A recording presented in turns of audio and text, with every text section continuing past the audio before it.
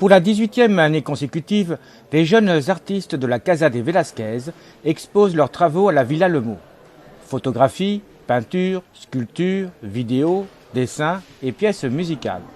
Après 2 ans de création et de rencontres à Madrid, 7 pensionnaires présentent une exposition collective pluridisciplinaire, particulièrement riche, diversifiée et éclectique.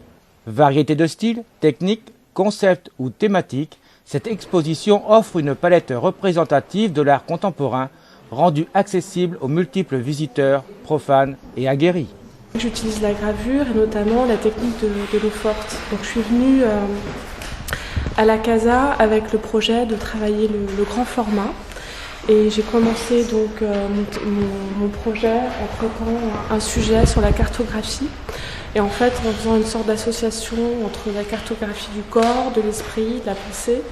Et je me suis inspirée des carnets anatomiques de Léonard de Vinci, qui en effet explique que du moins le cerveau est associé, les parties du cerveau sont associées à des noms de lieux, des noms de lieux géographiques, et j'ai l'idée de traiter en fait une sorte de représentation fictive comme ça de l'esprit et des flux en essayant de mettre ça en relation avec les flux sanguins et les flux de l'esprit, quoi. C'est des dessins dans lesquels évidemment je m'intéresse beaucoup à la notion d'espace et au fait de creuser la feuille dans des articulations, on va dire, d'espace et un souci de représentation. J'aime bien évoquer justement à propos du dessin Pisanello. Pour une raison, je vais vous expliquer. Donc c'est un dessinateur, un peintre dessinateur du Quattrocento italien. Mais ce qui m'intéresse chez Pisanello, c'est à la fois son souci de représentation, son souci du détail, en même temps un souci qui pousse tellement à l'extrême qu'en fait il part du détail et il finit par inventer la forme globale, parce qu'il part on va dire non pas de la forme de son ensemble, de la composition, mais juste du détail. Ce qui m'intéresse dans ces dessins, c'est non pas seulement ce qu'a voulu faire Pisanello, mais aussi le passage du temps et l'effacement. Quand on regarde aujourd'hui ces dessins, il y a quelque chose qu'il n'a pas voulu faire représenter et qui pourtant est là, c'est-à-dire le dessin est à moitié ou 3/4 effacé. Donc ce sont des photographies, l'artiste est Aurélia Frey, qui a fini également sa résidence cette année. Alors ce que vous pouvez voir, c'est ce qui domine comme impression, sont le travail sur le clair-obscur. Dans tous ces tableaux, et il y a une particularité dans la majorité des tableaux, c'est que ce sont des détails.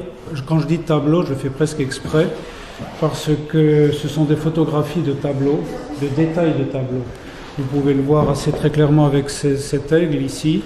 Alors évidemment, c'est une recréation des tableaux, parce qu'à partir du moment où on photographie des tableaux uniquement au niveau des détails, on retrouve tout à fait une vie nouvelle dans le tableau, y compris les craquelures du tableau, toute la matière.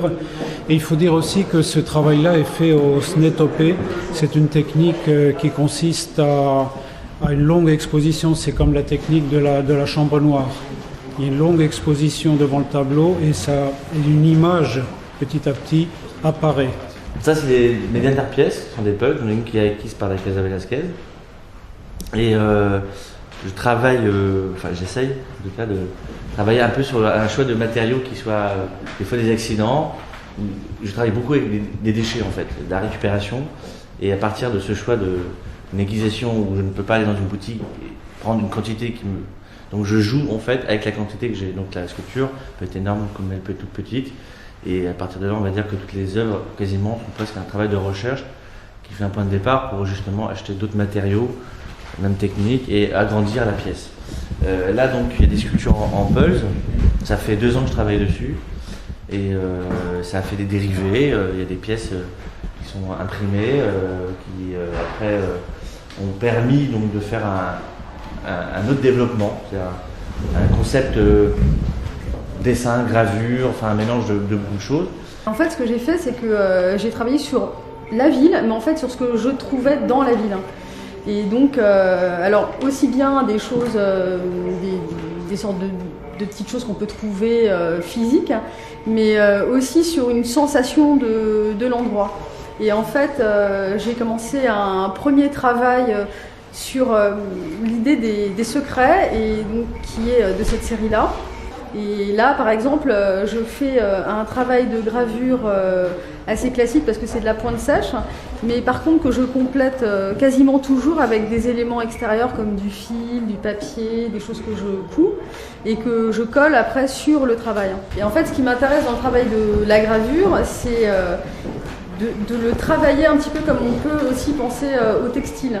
C'est-à-dire que ce ne soit pas forcément quelque chose de rigide, mais quelque chose qui puisse, un petit peu comme un drap qui sèche, quelque chose qui puisse un petit peu bouger.